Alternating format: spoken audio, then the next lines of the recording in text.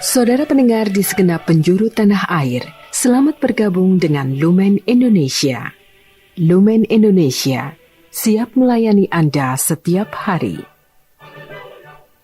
Saudara terkasih, marilah kita bersatu dalam Tuhan kita Yesus Kristus yang tidak berubah dahulu, sekarang, dan selama-lamanya. Allah Sang Maha Rahim mengasihi dan menerima sebagaimana adanya kita. Allah Bapa kita di surga senantiasa bersedia menolong, menghibur, dan meneguhkan kita dalam menghadapi segala permasalahan hidup sehari-hari. Saudara-saudari, marilah kita mendengarkan renungan dengan judul Hari Raya Kabar Sukacita yang berdasarkan pada Injil Lukas bab 1 ayat 28 dan 29. Ketika malaikat itu masuk ke rumah Maria, ia berkata, "Salam, hai engkau yang dikaruniai, Tuhan menyertai engkau." Maria terkejut mendengar perkataan itu, lalu bertanya di dalam hatinya, apakah arti salam itu? Dalam nama Bapa dan Putra dan Roh Kudus. Amin. Saudara-saudari terkasih dalam nama Tuhan Yesus Kristus. Hari ini, Gereja Katolik sedunia merayakan Hari Raya Kabar Sukacita.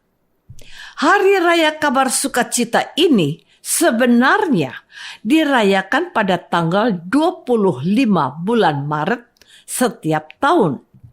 Namun, pada tanggal tersebut, Gereja Katolik sudah memasuki Pekan Suci, yang merupakan perayaan paling besar dari segi iman Katolik. Sesuai dengan tradisi Gereja Katolik, jikalau hari raya tersebut jatuh pada Pekan Suci atau Pekan Paskah, maka Hari Raya Kabar Sukacita dipindahkan ke hari Senin setelah Oktav Paskah, yakni hari Senin setelah minggu kedua Paskah seperti yang hari ini kami rayakan. Perayaan Hari Raya Kabar Sukacita oleh gereja mau mengenang dan memperingati satu peristiwa penting dalam gereja, yakni Bunda Maria menerima kabar gembira dari malaikat Gabriel. Peristiwa ini penting karena menjadi pintu masuk sekaligus awal dari kehadiran Allah di dunia dalam diri Yesus. Dan lewat bacaan Injil hari ini, kita melihat bagaimana sikap dan tanggapan Bunda Maria saat menerima kehadiran malaikat Gabriel di rumahnya. Pertama, Maria amat terkejut. Inilah reaksi yang normal dari manusia ketika berhadapan atau melihat sesuatu yang tidak terduga. Saudara-saudari terkasih.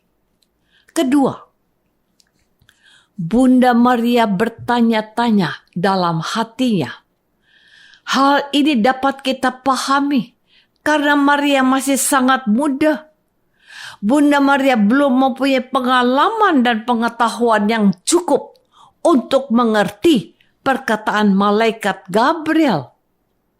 Ketiga, Maria takut. Karena itu, malaikat Gabriel berusaha untuk menenangkan Bunda Maria dengan berkata, "Jangan takut."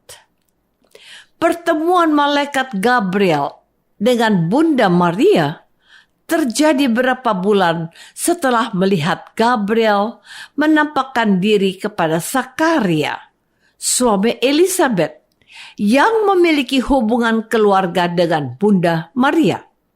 Sebab peristiwa penampakan malaikat Gabriel kepada Zakaria memiliki keterkaitan dengan apa yang dialami Bunda Maria.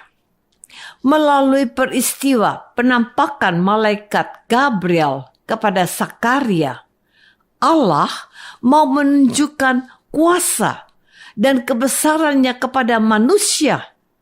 Sebab seperti yang kita ketahui bahwa Elisabet, istri Zakaria, belum mempunyai anak.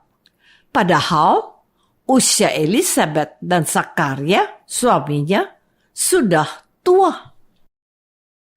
Saudara-saudari terkasih, dari segi manusia, Elisabet tidak mungkin lagi memiliki anak.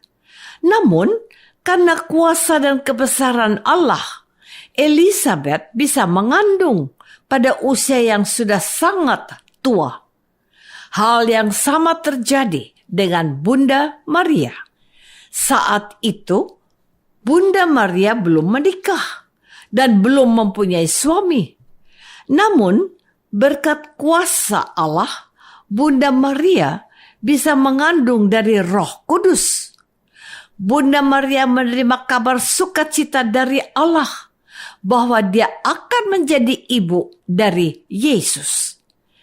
Kalau kita berpikir saat ini, Bunda Maria tentu merasa bahagia sebab Allah memilih dia menjadi ibu Yesus. Namun, kalau kita menjadi seperti Bunda Maria, tentu kita memiliki pemikiran berbeda. Pertama, Bunda Maria harus mengandung dengan cara yang tidak biasa. Inilah adalah sebuah masalah yang berat. Bunda Maria belum mengerti sepenuhnya bagaimana dia bisa mengandung tanpa seorang suami. Kedua, Bunda Maria harus menghadapi Yusuf, tunangannya. Pasti Bunda Maria mengalami kesulitan untuk menjelaskan kepada Yusuf, tunangannya, kalau dia sudah mengandung. Sebagai manusia, Yusuf pun sulit menerima Maria yang sudah mengandung.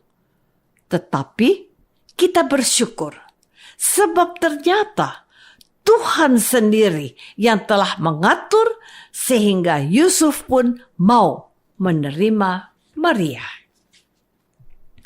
Saudara-saudari terkasih, menjadi pengikut Yesus tidak mudah. Bunda Maria yang menjadi orang pertama kali di dunia yang menerima kehadiran Yesus secara istimewa, tidak serta-merta mengalami kebahagiaan dan ketenangan. Walaupun judul dari perayaan hari ini adalah Hari Raya Kabar Sukacita, namun kenyataannya Bunda Maria yang mengalami dan menerimanya tidak bisa sepenuhnya bahagia dan bersukacita.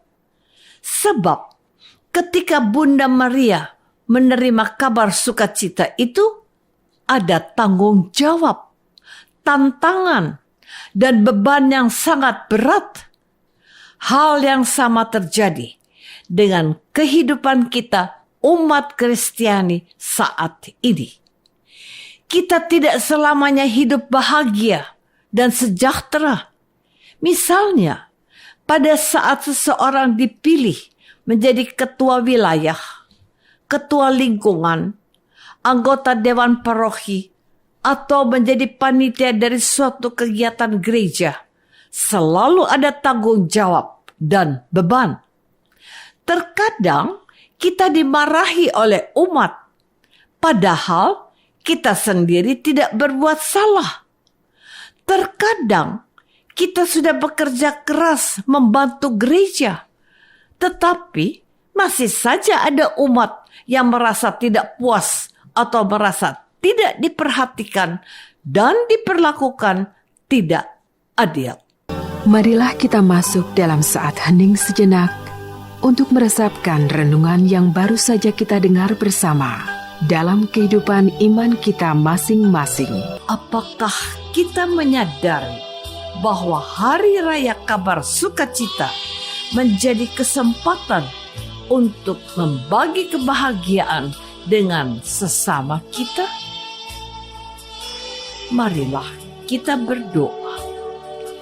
Tuhan Yesus Kristus, hari ini gereja merayakan kabar sukacita, saat penting di mana Engkau datang menjadi manusia.